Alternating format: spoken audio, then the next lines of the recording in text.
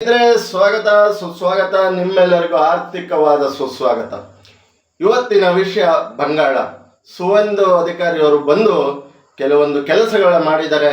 ಅದು ನಮ್ಮ ರಾಜ್ಯಕ್ಕೆ ಅಂತ CM ಯಾವಾಗ ಬರ್ತಾರೆ, ಇಲ್ಲ ನಮ್ಮ ಜನಗಳ ಆಯ್ಕೆ ಮಾಡಲ್ವಾ ಅನ್ನೋದು ನನಗೆ ಕುತೂಹಲ ಗಟ್ಟಿದೆ. ಬಂದ ತಕ್ಷಣ ಅವರು ಮೊದಲು ಮಾಡಿದ್ದು ಬಾಂಗ್ಲಾದೇಶ ಗಡಿಯಲ್ಲಿದ್ದಂಥ ಕೆಲವು ಬೇಲಿ ಹಾಕಲಿಕ್ಕೆ ಬಾರ್ಡ್ರಲ್ಲಿ ಜಮೀನ ಮಮತಾ ದೀದಿ ಅವರು BSFಗೆ ಹಸ್ತಾಂತರಿಸಲು ಕೊಡ್ತಿರ್ಲಿಲ್ಲ. ಅಷ್ಟು ನಮ್ಮ ದೇಶಕ್ಕೆ ನಿಷ್ಠಾವಂತರು ಮಮತಾ ದೀದಿ ಅವರು. ಆದರೆ ಸುವೇಂದು ಅಧಿಕಾರಿ ಅವರು ಬಂದು ಆ ಜಮೀನನ್ನು ಎಷ್ಟು ಎಕರೆ ಎಷ್ಟಿತ್ತು ಸಂಪೂರ್ಣ BSF ಇದಕ್ಕೆ ಹಸ್ತಾಂತರ ಮಾಡಿದ್ದಾರೆ. ಇದು ಕಂಡ್ರಿ ದೇಶಭಕ್ತಿ, ಇದು ತಾಕತ್ತು ಅಂದರೆ ಹೇಳಬೇಕು ಸ್ನೇಹಿತರೆ. ಅವರು ಮತ್ತೊಂದು ಕೆಲಸ ಮಾಡಿದ್ದಾರೆ. ಗೋಹತ್ಯೆ ನಿಷೇಧ ಕಾರ್ಯವನ್ನು ಜಾರಿಗೆ ತಂದಿದ್ದಾರೆ. ಅವರಿಗೆ ಜೈಲು ಶಿಕ್ಷೆ, ನಿಯಮ ಉಲ್ಲಂಘಿಸಿದ್ರೆ ಇಂತಿಷ್ಟು ದಂಡವನ್ನು ವಿಧಿಸಿದ್ದಾರೆ. ಹಾಗಾಗಿ ಇಂಥ ಧೈರ್ಯವುಳ್ಳ ಕೆಲಸ ಮಾಡುವಂಥ ವ್ಯಕ್ತಿ ನಮ್ಮ ರಾಜ್ಯಕ್ಕೆ ಬೇಕು.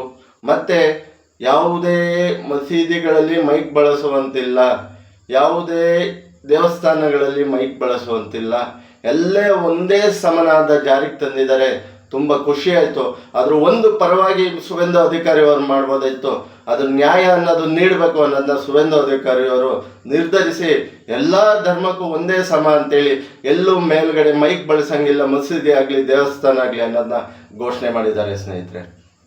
ಹಾಗಾಗಿ ನಮ್ಮ ರಾಜ್ಯಕ್ಕೂ ಇಂಥ CM ಬೇಕು, ಗಟ್ಟೆಗೆ ಗುಂಡಿಗೆ ಇರುವಂಥ CM ಬೇಕು ಸ್ನೇಹಿತರೆ. ನಮ್ಮ ರಾಜ್ಯಕ್ಕೆ ಕೆಲಸ ಮಾಡುವಂಥ CM ಬೇಕು. ಅಂಥವ್ರನ್ನ ಆಯ್ಕೆ ಮಾಡಿ. ನಮ್ಮ ಜನಗಳ ಹಿತಾಸಕ್ತಿ ಕಾಯೋನ್ನ CM ಬೇಕು. ಯಾವುದು ಜಮೀನು ನೋಡಿಯೋ CM ಬೇಡ ನಮಗೆ. ನಮ್ಮ ರಾಜ್ಯಕ್ಕೆ, ನಮ್ಮ ಜಿಲ್ಲೆಗೆ, ನಮ್ಮ ಗ್ರಾಮಕ್ಕೆ, ನಮ್ಮ ಮಂಡಲ್ ಪಂಚಾಯತಿಗೆ ಒಳಿತಂತ ಮಾಡುವ CM ಬೇಕು. ನೋಡ್ರಿ, ಬಂದು ಒಂದು ವಾರನೂ ಆಗಿಲ್ಲ, ಆದರೆ ಧೈರ್ಯವಾಗಿ ಎಂತೆಂಥ ಕಾರ್ಯಕ್ರಮಗಳನ್ನು ಸುವೇಂದು ಅಧಿಕಾರಿ ಅವರು ತರ್ತಾ ಇದ್ದಾರೆ ಅಂದರೆ ನಿಜವಾಗ್ಲೂ ಹೆಮ್ಮೆಯ ಸಂಗತಿ ಸ್ನೇಹಿತರೆ. ಇವನೇನು ನಮ್ಮ ರಾಜ್ಯದ ಬಿಟ್ಟು ಪಕ್ಕದ ರಾಜ್ಯ ಹೇಳ್ತಾ ಇದ್ದಾನೆ ಅಂದರೆ ಇಂಥ ಒಬ್ಬ ಹೆಮ್ಮೆಯ ವ್ಯಕ್ತಿಯನ್ನು ಆಯ್ಕೆ ಮಾಡಿದ್ದು ಬಂಗಾಳ ಜನದ ಪುಣ್ಯ ಅನಿಸುತ್ತೆ. ಒಂದು ಹಿಂದೂಗಳ ಬಗ್ಗೆ ಹಿಂದೂ ಸಂಸ್ಕೃತಿ ನಶಿಸಿ ಹೋಗ್ತಾ ಇತ್ತು ಬಂಗಾಳದಲ್ಲಿ. ಆದರೆ ಇವತ್ತು ಜನಗಳ ಕಷ್ಟ, ಆ ನೋವು, ಆ ಸಂಘರ್ಷ ಇವತ್ತು ಅಂತ್ಯ ಆಗ್ತಾ ಕಾಣ್ತಾ ಇದೆ. ಸುವೇಂದು ಅಧಿಕಾರಿ ಒಂದೊಂದೇ ಮುಂದೆ ಹೋಗ್ತಾ ಆ ಎಲ್ಲ ಕಷ್ಟಗಳಿಗೂ, ಆ ಎಲ್ಲ ನೋವುಗಳಿಗೂ, ಆ ಯಾರು ತಮ್ಮ ಜೀವನ ಬಲಿತಾ ಇದ್ರು ಅವರಿಗೆಲ್ಲ ಒಂದು ನ್ಯಾಯ ಒದಗಿಸುವ ಕಾರ್ಯ ಮಾಡ್ತಾ ಇದ್ದಾರೆ ಅನಿಸುತ್ತೆ ಸ್ನೇಹಿತರೆ. ತಿಳಿದಂತೆ ಒಂದೆರಡು ಮಾತು ಹೇಳಿದ್ದೀನಿ. ಯಾವುದೇ ರಾಜ್ಯ ಯಾವುದೇ ಆಗಲಿ ಒಳ್ಳೆ ಕೆಲಸ ಮಾಡಿದ್ದು ಹೇಳಬೇಕು, ನಮ್ಮ ರಾಜ್ಯಕ್ಕೆ ಇಂಥವ್ರು ಬೇಕು ಅನ್ನೋದನ್ನ ಹೇಳಬೇಕು ಅಂತ ಹೇಳ್ತಾ ನನ್ನ ಈ ಎರಡು ಮಾತು ಮುಗಿಸ್ತಾ ಇದ್ದೀನಿ.